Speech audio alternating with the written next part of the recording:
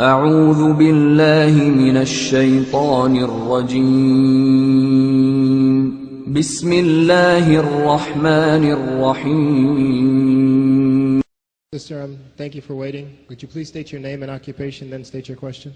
I'm Sakina D'Souza, and I'm a Catholic. I believe Brother Yusuf was a Catholic before. I would like to ask him the simple question. He was brought up like a Catholic, but what made him change? Doesn't he believe that the Messiah is true, or did he ever feel that the Catholic religion, has not brought up any Messiah and the Bible is false? I would like to just know what that means, because he said he was a Catholic before and now he has become a Muslim. What made you change? What was that storyline before? Doesn't he believe that there is a Messiah, or the Messiah had come, saved us, died on the cross? Thank you very much for a good question. I hate to disappoint you, but I wasn't a Catholic. But I was with a Catholic priest the night that he accepted Islam. And I asked him these questions you asked me. Because after all, I was still a Christian, a preacher in Christianity, and I wanted to know why my best friend, a Catholic priest, had converted. That's a pretty weird thing.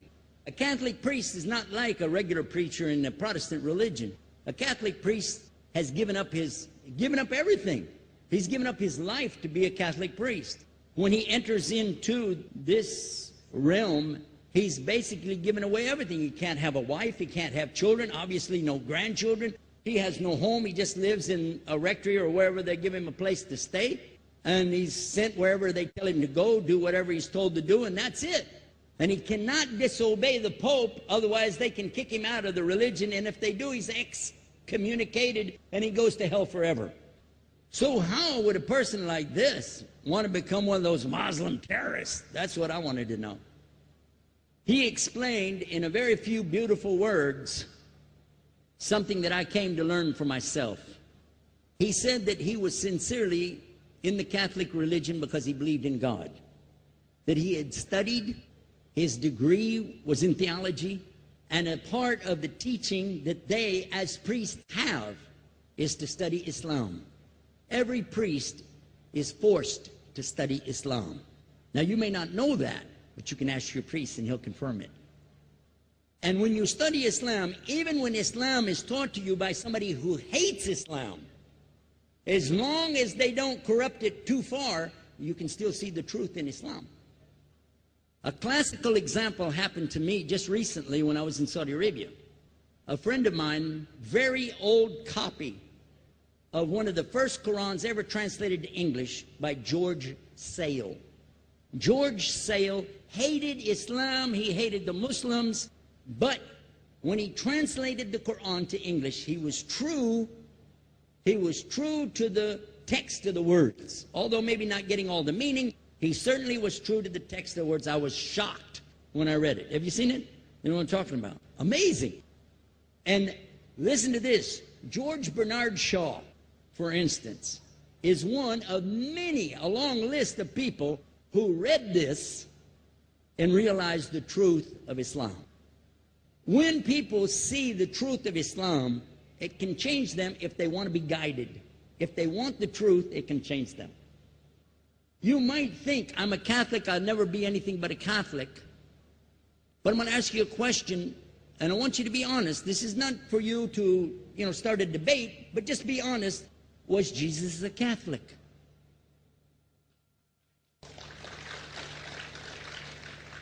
And it's not open to debate, so there's no point in opening that up, because you know and I know he wasn't. The Catholic Church was in business about 300 years before Jesus was born. It's on their website. Don't go like this. It's on their website. That's where I took it from. The Catholic Church was really started in Rome by Alexander the Great. Do you know what the word Catholic means? It means universal. It was the universal church for the Roman Empire. If you didn't join it, you could not be a Roman citizen. And it was opposed to the teachings of Judaism and opposed to the teachings of the early Christians for more than 200 and some years.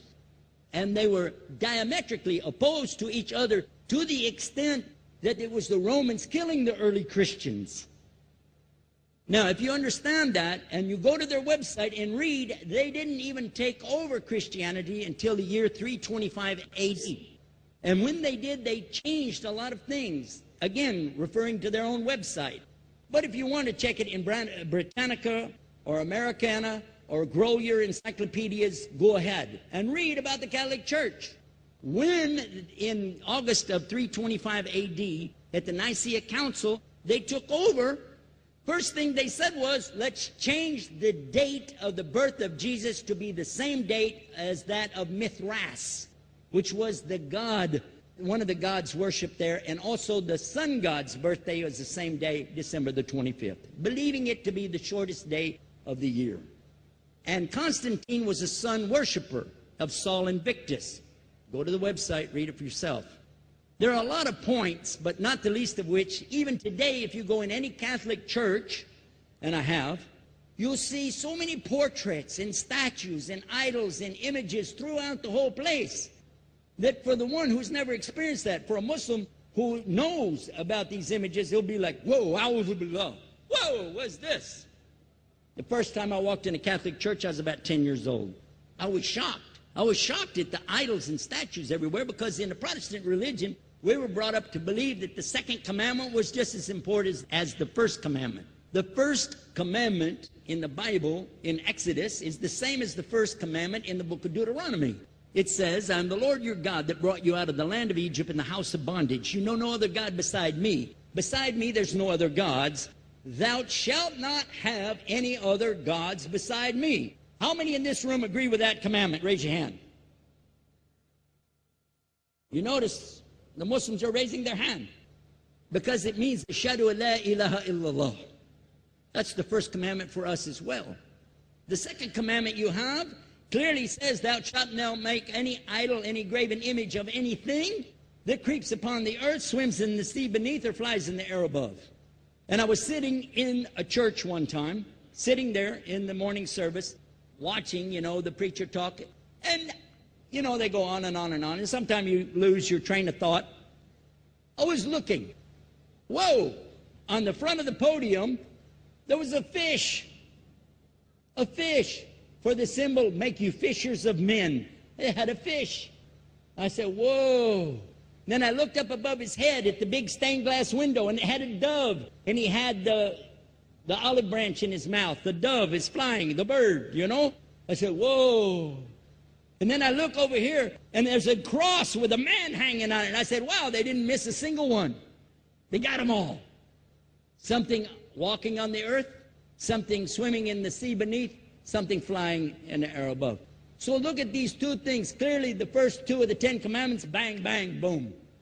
Because if you said God is more than one, where did you get it from? When Jesus is talking to his own companions and they ask him, what's the greatest commandment?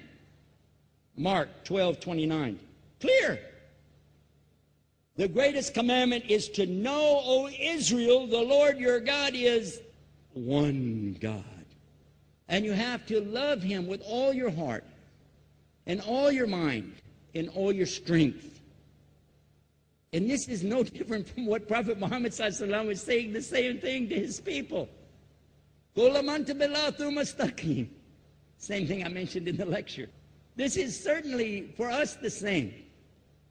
So what you see is Muslims practicing the commandments, and you see people claiming the commandments but practicing something else. And I have seen more converts from the Catholic Church than any other of the many sects of Christianity, and especially from the nuns, priests, and even an archbishop. And all of them are better than me. Those guys and women that I see do this, they still sacrifice their whole life to get the true message of Islam, not only to you, but to Muslims as well, because we all need to know about it. But thanks for a great question.